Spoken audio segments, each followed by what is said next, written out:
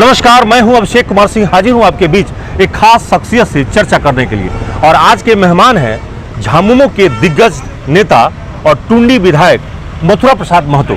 चलिए जरा साहब मथुरा जी से हम बात करते हैं। मथुरा जी, न्यूज़ एएनपी में आपका स्वागत है। पहले तो ये बताइए कि पिछले 40 वर्षों के राजनीतिक कैरियर में अभी तक आप विधायक रहे, मंत्री रहे, कौन कौन से काम हैं जो टुंडी में आपने किया है और अभी भी करना है? देखिए, काम ऐसा है कि काम का अंत नहीं है, लेकिन जब से हम टुंडी के राजनीति किए हैं और 2000 से पहला चुनाव हमने लड़ा है। 2005 में पहली बार हम जीते हैं। कितनी बार विधायक बने? 3 बार, आज हमारा तीसरा बार का विधायक की है। पहले बार 2005 में, 2009 में, फिर 2019 में। पिछली बार हार गए थे। 2014 में हम हार गए थे बहुत कम अंतर से, लेकिन हम उस लगातार वहाँ के संपर्क में जनता का रहे और पता नहीं चला कि हम हारे हैं कि जीते हैं। और काम वहाँ पर है जो भी शिक्षा, स्वास्थ्य, सड़क, वहाँ की विकास, बेरोजगारी को रोजगार देना, ये सब में हम लगे रहे हैं। जनता को जब भी आपकी कमी महसूस हुई, जैसे पिछली बार उन्होंने अपनी गलती को सुधार दिया, पुनः आपको चुनाव जिताया, तो अब आप जो है वहाँ पे जो अधूरा काम है उसको पूरा कर रहे हैं। देखिए, जनता का कोई गलती इसमें नहीं है। जनता हमें भरपूर लेकिन पिछली बार एनडीए की लहर थी, जब बहुत भरपूर हमको सहयोग किया। और हारना तो एक एक्सीडेंट था। अच्छा, पहला बार भी हम चुनाव लड़े तो 150 वोट से हम हारे, उसको भी एक्सीडेंट माने। और जिस बार फिर हम बीच में हारे तो उसमें 1126 वोट से हारे, इसको भी एक्सीडेंट माने। जिस दिन 4-5 हज़ार से अधिक से हम हारेंगे उस दिन हम चुनाव नहीं लड़ेंगे, भाई पब्लिक हमको नकार चुका। लेकिन एक्सीडेंट कहीं पर होता है तो इसको हम एक्सीडेंट। लेकिन इस बार मंत्री नहीं बने, ये भी एक्सीडेंट है? नहीं, मंत्री नहीं बने, ये तो संगठन का मामला है। संगठन जिसको भी बनाया, माननीय जगन्नाथ महतो जी को बनाया है।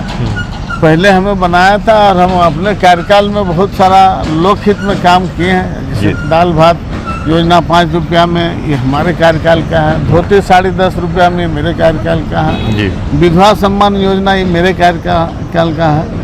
1 रुपया में चावल पब्लिक को, गरीब लोगों को देना, ये मेरे कार्यकाल का है। तो बहुत सारा उपलब्धि है। और अभी जहाँ तक बात है, टुंडी ही नहीं, पूरे जनता का जो रुझान है, आए दिन आप देखें उपचुनाव भी हुआ राज्य में, तो सभी चुनाव में हेमंत सोरेन सरकार गठबंधन का ही जीता। लेकिन पिछली बार चर्चा ये फैली कि मथुरा दा भाजपा में जाने की तैयारी कर रहे हैं, ये अफवाह क्यों उड़ी?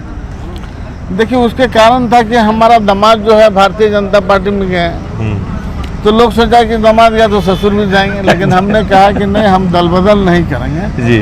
और तो आपने दामाद को क्यों नहीं समझाया? कोई किसी को समझाता है? राजनीति में अपना स्वतंत्र है, लोकतंत्र है। लोकतंत्र में जिसका जहाँ, तो दामाद ने भी कहा होगा कि ससुर जी चलिए हमारे साथ पार्टी में, यहाँ अच्छा रहेगा। का नहीं है ना, कोई किसी का क्या है। हमारा जहाँ हम समझ रहे हैं कि हम शुरू से जेएमएम में रहे हैं, तो आज तक हैं, आगे भी रहेंगे। मैंने पक्का भाजपा ने बड़ा ऑफर दिया तो कितनों ऑफर दे, उसका काम है। तो आगे बार भी दिया था। हम जब पहला बार 2000 चुनाव लड़े ना, उसके बाद देश का कोई ऐसा राष्ट्रीय पार्टी नहीं था जिन्होंने हमको ऑफर नहीं दिया था। चाहे वो उस समय भी समता पार्टी था, उस समय भी बहुजन समाज पार्टी था, समाजवादी पार्टी था, भारतीय जनता पार्टी था। नहीं, पिछले बार भी राजकिशोर महतो अगर एनडीए के पार्टी होते तो चुनाव नहीं जीतते आपसे। देखिए, वो जीत हार अपनी जगह में है, उसमें हम नहीं। तो भाजपा अगर फिर से कहे कि भाई टुंडी सीट आप अपना रखिए, वहीं से आ जाइए पार्टी में। भाजपा कुछ बोले उससे हमको मतलब नहीं है। हम आपको अपना बता रहे हैं कि हम जहाँ है दल बदल नहीं करेंगे, खत्म। दल बदल नहीं करेंगे, ये बड़ी बात है। दूसरा यह है कि इस वक्त में जो राजनीति धनबाद में चल रही है, झारखंड में चल रही है, कहाँ जा रही है राजनीति का? क्योंकि अभी सरकार, आपकी सरकार भी जो है वो कहीं ना कहीं कटघरे में चल रही है, उस पर जो है भाजपा लगातार दबाव बना रही है। देखिए, भाजपा तो बिना मतलब का दबाव बना रही है, उसके पास कोई मतलब नहीं है जी। और कोई कुछ दबाव बनाए, हमारा जो जनता है, जनता के पास में सारा चीज़ है। जनता अपने आप चुन लेगा कि भाई हमको क्या करना है। तो अगर आने वाला चुनाव में जनता विचार करेगी। तो अगर चक्रव्यूह रच के या कोर्ट के फैसले पर ही अगर ये सरकार गिर जाएगी तब? देखिए, एक बात है, भारतीय जनता पार्टी जब से सरकार हेमंत सोरेन का बना है तब से ये प्रयास कर रहा है कि सरकार नहीं चलेगा। माननीय बाबूलाल मांडे तो बोलता है कल गिर जाएगा, आज गिर जाएगा, इसका प्रदेश अध्यक्ष भी बोलता है गिर जाएगा।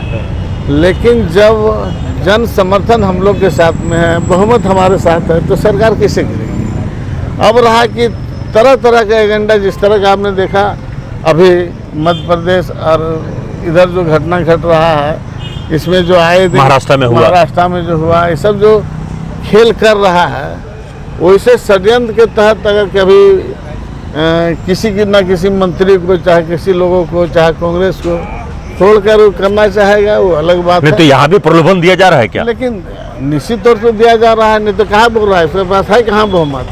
उसके पास में बहुमत रहता तब ना सरकार बनाता। आज भी तो बोलता है कि सरकार ही गिर जाएगा, कैसे गिरेगा। इसलिए तोड़ फोड़ कर राजनीति भारतीय जनता पार्टी करता है शुरू से, जब से झारखंड बना है, और पैसे का प्रलोभन दे रहा है। जब से झारखंड बना है तब से इन्होंने बराबर यह प्रयास किया है कि ऐन केन प्रकारन आप देखेंगे उस समय भी इन्होंने तोड़ जोड़ करके सरकार हम बनाया और सबसे अधिक दिन तक राज किया। तो अभी गठबंधन के तहत जो चल रही है कांग्रेस और झामुमो के बीच में सब कुछ ठीक ठाक चल रहा है? बिल्कुल ठीक है। आपके खिलाफ व्यक्तिगत रूप से कुछ लोग हमला शुरू कर दिए हैं, जैसे अभी हाल ही में एक मामला उठाया, MK आज़ाद जो है आपके संपत्ति की जांच की मांग करने लगे, ये क्या है? देखिए, लोकतंत्र है, लोकतंत्र में सब अपना बात को रख सकता है, लेकिन ऑथेंटिक जगह से कहीं से कोई बात पूछेगा उसको जवाब दिया जाएगा। राह चलते कोई पूछेगा तो उसको हम जवाब थोड़ी देंगे। तो राजनीति के अलावा और मेरा कहना है कि इस संबंध में कोई भी व्यक्ति जो अधिकार है, सूचना का अधिकार से आगे पूछे।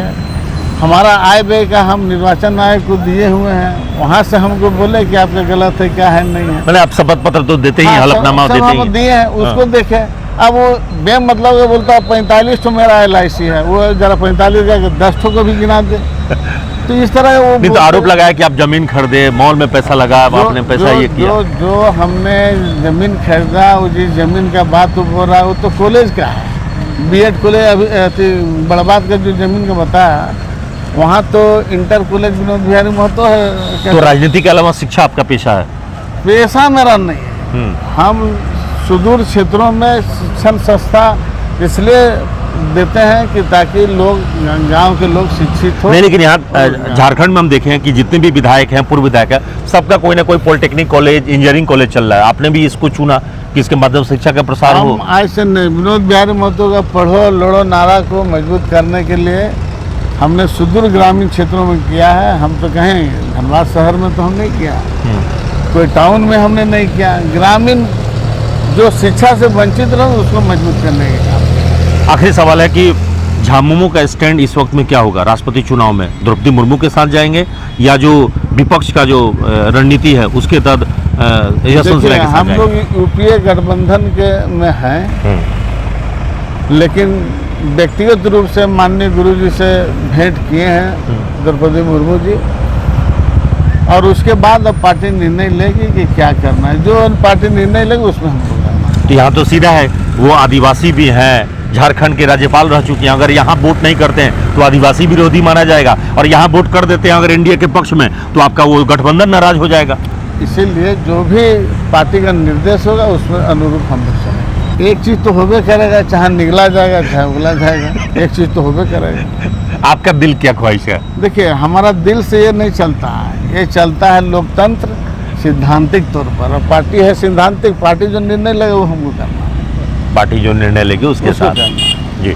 तो इस वक्त में जो आपका टुंडी क्षेत्र है वहाँ पे बहुत सारे सड़कें खराब पड़ी हुई है, अभी भी सुदूर इलाके में बिजली की समस्या काफ़ी हद तक हल हो चुका है। देखिए, सड़क है तो टूटेगा, जो कभी नहीं बना वो बनेगा। DMFD में आप देखे होंगे कि सबसे अधिक 28 सड़कों का हमने बनाया है।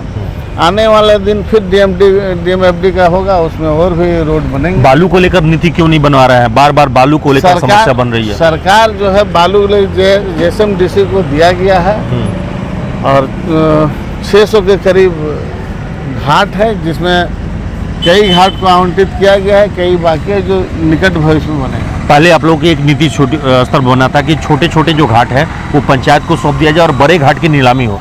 यहाँ पर दिक्कत हो रहा है कि नीलामी जब नहीं हुआ तो सरकार का भी राजस्व का नुकसान हो रहा है और तस्करी भी बालू की हो रही है, कोयले की हो रही है, जैसे अन्य चीजों पत्थर का हो रहा है। देखिए, पंचायत चुनाव हुआ नहीं था, पंचायत चुनाव हो गया, अब पंचायती व्यवस्था हुआ है। हम समझते हैं आने वाले समय बालू की समस्या हल होगा और पंचायत को जिम्मेवारी दी। जी, तो देखिए बता रहे थे मथुरा जी कि आने वाले समय में सभी समस्याओं का हल होगा और जिस इलाके से ये आते हैं टुंडी, वो सुदूर ग्रामीण क्षेत्रों में भी विकास की योजनाएं पहुंच रही है और आगे भी ये विकास योजनाएं पहुंचती रहेगी। सहयोगी निकुंज के साथ अभिषेक कुमार, न्यूज़ एएनपी, धनबाद।